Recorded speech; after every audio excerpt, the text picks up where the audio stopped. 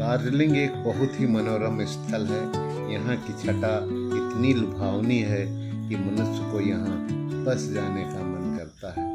ऐसे तो मनुष्य जहाँ भी रहता है उस जगह से प्यार हो जाता है। ऐसी ही है